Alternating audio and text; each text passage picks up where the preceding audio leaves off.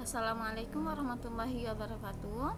Baiklah, pada video kali ini kita akan mempelajari materi tentang faktorial yang mana merupakan lanjutan dari materi sebelumnya. Nah, penjelasannya, perkalian bilangan asli dari 1 sampai dengan n atau perkalian bilangan asli dari n sampai dengan 1 itu disebut dengan faktorial yang ditulis atau dinotasikan dengan n faktorial atau n tanda seru seperti ini ya. Nah, secara matematis n faktorial didefinisikan sebagai berikut, di mana rumus n faktorial itu adalah n faktorial sama dengan n dikali dalam kurung n kurang 1 dikali dalam kurung n kurang 2 dikali dalam kurung n kurang 3 dan seterusnya hingga dikali dengan 1, yang mana n nya itu merupakan bilangan asli. Nah, supaya kita bisa lebih memahaminya, langsung saja kita pelajari contoh soalnya. Yang pertama, tentukan nilai dari 5 faktorial, dan yang B 12 faktorial dibagi dengan 9 faktorial. Langsung kita selesaikan. 5 faktorial berarti 5 dikali 4 dikali 3 dikali 2 dikali 1, karena 5 dikurang 1 kan hasilnya 4, kemudian dikali lagi dikurangi dengan 1, 4 ini, maka hasilnya adalah 3, sehingga untuk 5 ini adalah 5 dikali 4 kali 3 kali 2 kali 1, maka hasilnya itu sama dengan 120. Nah, untuk yang B 12 faktorial dibagi dengan 9 faktorial. Nah, kalau bertemu dengan bentuk soal seperti ini, maka untuk yang bagian atas cukup kita tulis perkaliannya hingga sama dengan yang bagian bawah.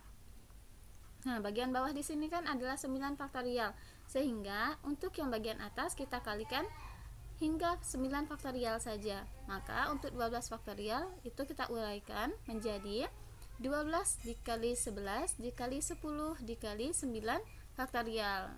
Nah, karena di bawah ini 9 faktorial ya, cukup kita tulis sampai 9 faktorial. Dan untuk 9 faktorial dengan yang di atas dengan yang di bawah ini kita bagi, sehingga menghasilkan hasilnya adalah 1. Jadi 9 faktorial dibagi 9 faktorial hasilnya adalah 1. Sehingga kita kalikan 12 dikali dengan 11 dikali 10 dikali 1, itu hasilnya adalah 1320, dan kita bagi dengan 1, nilainya tetap saja bilangan itu sendiri ya. Nah, sehingga di sini bisa juga kita tulis langsung 12 kali 11 kali 10. Nah, kemudian untuk soal yang kedua, tentukan nilai n yang memenuhi persamaan dalam kurung n ditambah 1 faktorial dibagi dengan n kurang 1 faktorial sama dengan 12. Nah, di sini untuk yang di atas ini dalam kurung n tambah 1 faktorial dibagi dengan n kurang 1 faktorial, ini kita kurangkan dengan 1. Nah, sesuai dengan rumusnya ya, di sini untuk n faktorial itu adalah n dikali n kurang 1, kemudian n kurang 2, dan seterusnya hingga dikali dengan 1. Nah, ini berarti juga kita tulis dulu asalnya ya, dia adalah n tambah 1. Kemudian untuk yang berikutnya dalam kurung n tambah 1 dikurang dengan 1. Nah, sesuai dengan rumusnya ini. Nah, dikurang dengan 1, kemudian n tambah 1 dikurang dengan 2. Nah, karena kan rumusnya adalah n tambah 1. Karena bentuk umum yang pertamanya tadi adalah n kurang n tambah 1 ya. Jadi n tambah 1, kemudian n tambah 1 dikurang 1, kemudian n tambah 1 dikurang 2. Nah, cukup sampai sini karena dia akan sama nilainya dengan n kurang 1 faktorial di bawah ini. Nah, sekarang coba kita uraikan. N tambah 1 itu hasilnya tetap n tambah 1 dikali dengan n tambah 1 dikurang 1. Nah, untuk 1 dan 1 ini nilainya akan jadi 0, sehingga n tambah 0 itu tetap n ya, nilainya tinggal n. Nah, jadi n tambah 1 kemudian dikalikan dengan n, kemudian n tambah 1 dikurang 2 itu hasilnya adalah n kurang 1, karena 1 dikurang 2 itu hasilnya adalah min 1. Jadi untuk ini nilainya hasilnya adalah n kurang 1 faktorial, sehingga bisa kita bagi dengan n kurang 1 faktorial yang di bawah. Nah, berikutnya untuk n kurang 1 dibagi dengan n kurang 1 itu hasilnya adalah 1, sehingga bisa kita hilangkan atau kita tidak tulis ya kita tidak tulis lagi dan kita hanya menuliskan n tambah 1 dikali n saja, sama dengan 12. Nah, untuk ini berarti n dikali dengan n, kemudian ditambah dengan 1 dikali dengan n. 1 kali n ini hasilnya adalah n, dan n kali n hasilnya adalah n kuadrat, sehingga n kuadrat tambah n sama dengan 12. Dan kalau bentuknya seperti ini, maka 12 nya kita pindahkan ke sebelah kiri sehingga menjadi negatif 12, maka akan membentuk persamaan kuadrat n kuadrat ditambah n dikurang 12 sama dengan 0. Nah, di sini untuk n kuadrat tambah n dikurang 12 ini kita jabarkan ya, atau kita faktorkan. Maka faktornya itu adalah n tambah 4 dikali dengan n dikurang 3, karena ketika kita kalikan ini hasilnya adalah min 12, dan ketika kita jumlahkan itu hasilnya adalah n.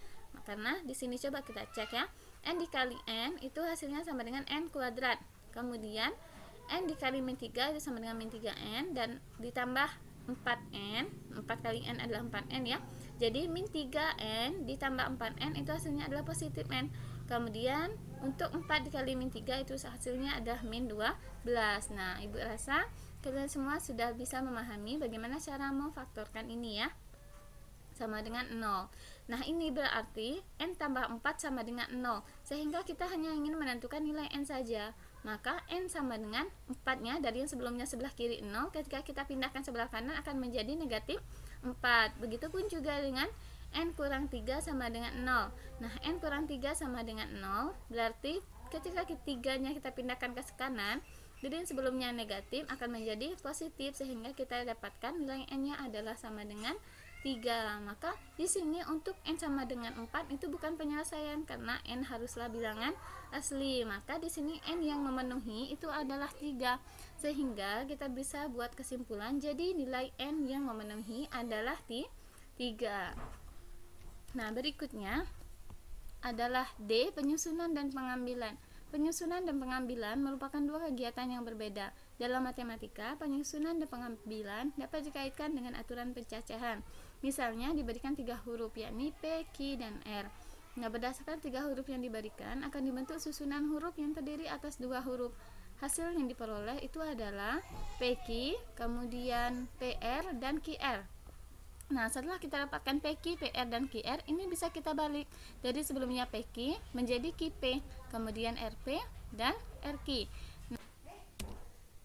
Nah, di sini terlihat bahwa terdapat 6 susunan 2 huruf yang berbeda. Huruf pertama pada PQ itu adalah P, sedangkan huruf kedua adalah Q. Ini ya, pada PQ itu adalah P, merupakan huruf pertamanya, sedang Q itu adalah huruf kedua. Nah, sebaliknya huruf pertama pada QP ini itu adalah Q, sedangkan huruf keduanya itu adalah P. Nah, dengan demikian PQ dan QP itu berbeda. Nah, berarti PR dan RP adalah susunan yang berbeda. Demikian juga dengan QR dan RQ. Nah, jika diambil 2 huruf dari 3 huruf yang diberikan, berapa banyak hasil yang diperoleh? Nah, hasil pengambilan tersebut dapat dituliskan sebagai berikut, yakni PQ, PR, dan QR. Nah, di sini terlihat bahwa diperoleh 3 hasil pengambilan. Dalam hal ini, hasil pengambilan PQ sama dengan pengambilan QP.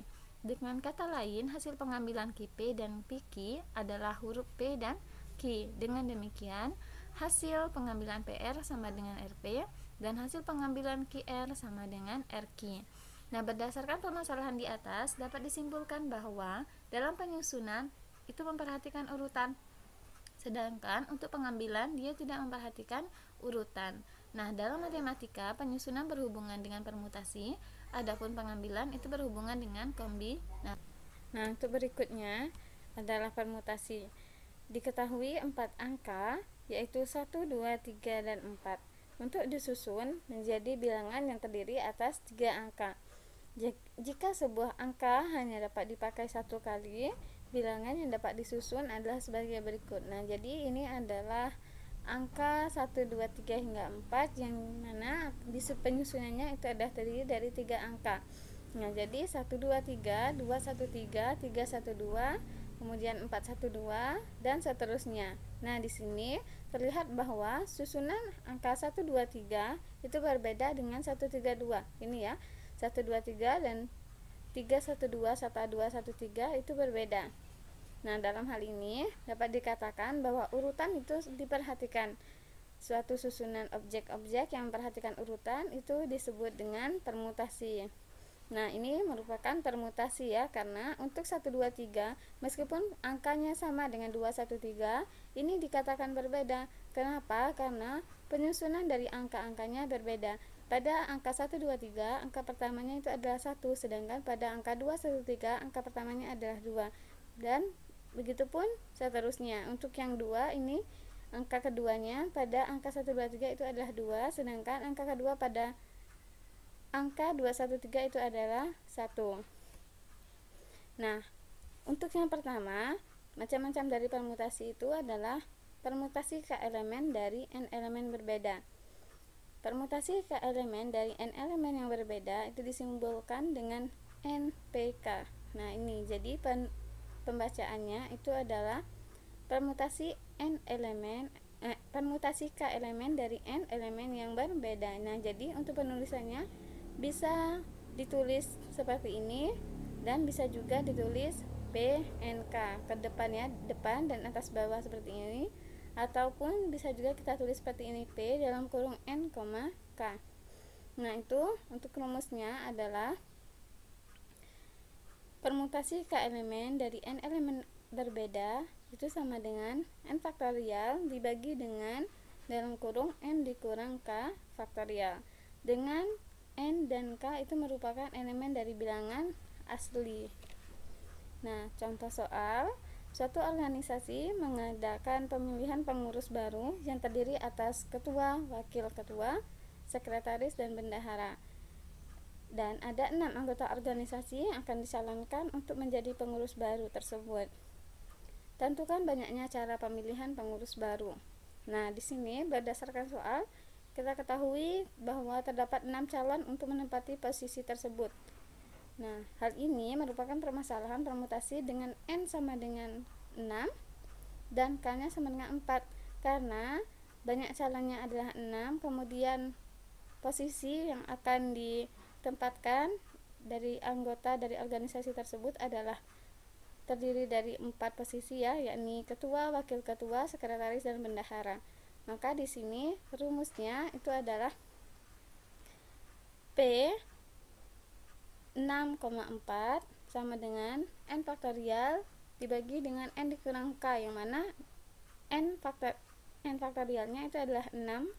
Maka di sini kita tulis 6 faktorial, kemudian dalam kurung 6 dikurang 4 faktorial ya. Nah, jadi untuk 6 faktorial ini kita uraikan menjadi 6 dikali 5 kali 4 kali 3 kali 2 faktorial. Karena untuk yang di bawah ini 6 dikurang 4 itu hasilnya ada 2 faktorial, maka di sini cukup sampai 2 faktorial. Karena 2 faktorial bisa kita bagi dengan 2 faktorial. Sehingga yang tersisa adalah 6 kali 5 kali 4 kali 3. Maka kita dapatkan hasil perkaliannya adalah 360. Maka banyaknya cara pemilihan pengurus baru adalah 360 cara. Nah, berikutnya adalah permutasi n unsur. Nah, di sini permutasi n unsur itu adalah semua susunan berbeda yang terdiri atas n unsur dengan memperhatikan urutan. Nah, permutasi n disimbolkan dengan P n, n. Nah, dengan demikian permutasi n unsur itu sama dengan n faktorial dibagi dalam kurung n dikurang n faktorial itu sama dengan n faktorial dibagi dengan 0 faktorial. Nah, untuk 0 faktorial itu nilainya sama dengan 1, sehingga n faktorial dibagi 1 itu sama dengan n faktorial. Nah, untuk video kali ini cukup sampai di sini dulu. Untuk kelanjutan dari videonya atau pembahasannya akan dilanjutkan pada video berikutnya. Oke, terima kasih. Wassalamualaikum warahmatullahi wabarakatuh.